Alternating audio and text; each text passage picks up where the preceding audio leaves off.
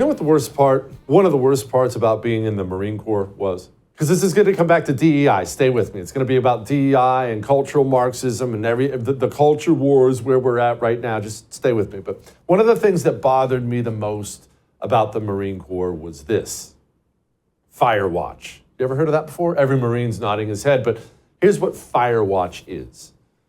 Wherever you are, whether you're in the barracks, maybe you're out in the field during peacetime at a military base somewhere, and of course, when you're actually in combat in Iraq. But no matter what, when it's time to go to sleep at night, there are always people awake. You take turns, an hour on, 4 hours off, whatever, but you always have some people awake and watching. It's called Fire Watch.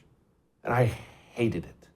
You know why I hated it? Not all the time, don't get me wrong, it was never fun to wake up for Fire Watch, but I hated it because you would finish maybe a mission, maybe a long training op, and you're finally done and everyone's exhausted. And let's say it was peacetime, you're out in the deserts of California or something somewhere, and they would still make somebody stay up every time. Can't we all just go to sleep? That was my thinking. That was really most of our thinking. But no, you see, you always need to be watchful. Always, no matter where you are, no matter what you've done, because there is always danger out there somewhere.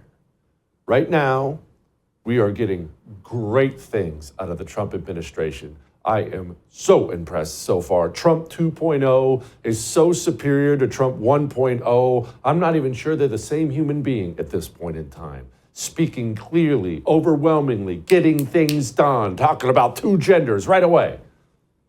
As of today, it will henceforth be the official policy of the United States government that there are only two genders, male and female.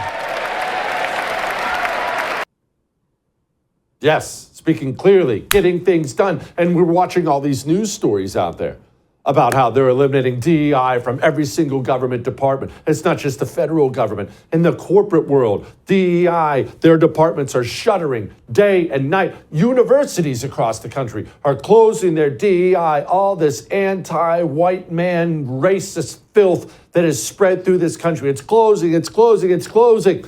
We've even got the Trump administrations out there taking out military leaders like this Linda Fagan with the Coast Guard. We currently have nearly 40% women enrolled at the Coast Guard Academy. I'm really excited about the talent and the diversity that I see coming through the academy. My daughter is in the Coast Guard as a lieutenant, and there is just nothing but opportunity for her and all of the men and women that have joined the service. I'm really excited about the future as we look ahead. It's very exciting. We're getting all these men out of here, and we're only hiring women. It's very exciting.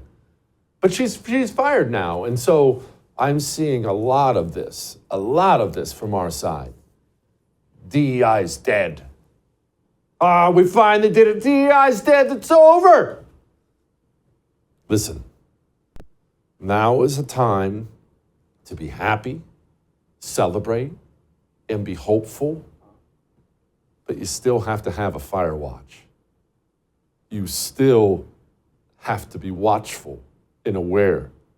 Because yes, many people are having their sick communist powers taken away from them. Yes, they're closing this department and that department. But are you actually changing the hearts of these people? Have they decided to reform their evil ways, and from now on, they'll only do the right thing? I'll tell you what, I'm going to play that Linda Fagan video for you again, and I just want you to look at it this time through this lens. That was a woman who was put in charge of the Coast Guard. The Coast Guard, as much as we love to make fun of the Coasties, is a wonderful institution with an incredible history and a very important mission to guard the vast coast of the United States of America, to keep this country safe. They stand guard at night. That's what the Coast Guard does. That woman was given the incredible privilege of commanding this institution, and she promptly, watch this again through that lens, she promptly went about the business of censoring out the people she didn't want in the favor of, I don't know, A new legion of lesbians. Here she is. We currently have nearly 40% women enrolled at the Coast Guard Academy. I'm really excited about the talent and the diversity that I see coming through the academy. My daughter is in the Coast Guard as a lieutenant, and there is just nothing but opportunity for her and all of the men and women that have joined the service. I'm really excited about the future as we look ahead. Handed all that. And she was most excited about discriminating against white men. Do you think Linda Fagan, as she sits at home today with her cats and her crew cut, do you think that she's changed her heart? All those DEI departments at universities, after government departments, after corporations, all the little monsters who used to operate those departments. Are they all sitting at home now saying to themselves, that was evil. You know what? It was wrong. It was deadly. I hurt a lot of people, and I have changed my ways. Of course you're laughing because the answer is no. The religious zealots are just as religious today as they were yesterday. And I'm not saying all this to bring you down. We should be happy. We are seeing so many improvements. I am happy. I am so impressed. And I would tell you if I was not, would I not? I am so impressed. I'm so happy. But DEI is not dead because DEI is communism, and communism is a religion, not a political ideology. And the adherents to that religion, they are zealots. They are evil, and they will consume and destroy without end. Yes, you can finally go to sleep. You'll want a good election. Knock out for a couple hours, take a nap. You better leave a fire watch up because I promise you the enemy is still prowling to and fro, looking for things to destroy.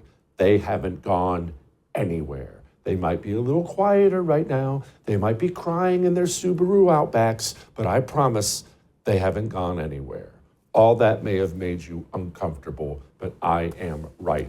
I would thank you for coming to my YouTube channel, but I know how brilliant it is, and I know you love it here. So subscribe and watch. We're gonna start really ramping things up and putting some funny stuff, some interesting stuff out there, some collaborations. Either way, my YouTube channel is officially the place to be. So stick around.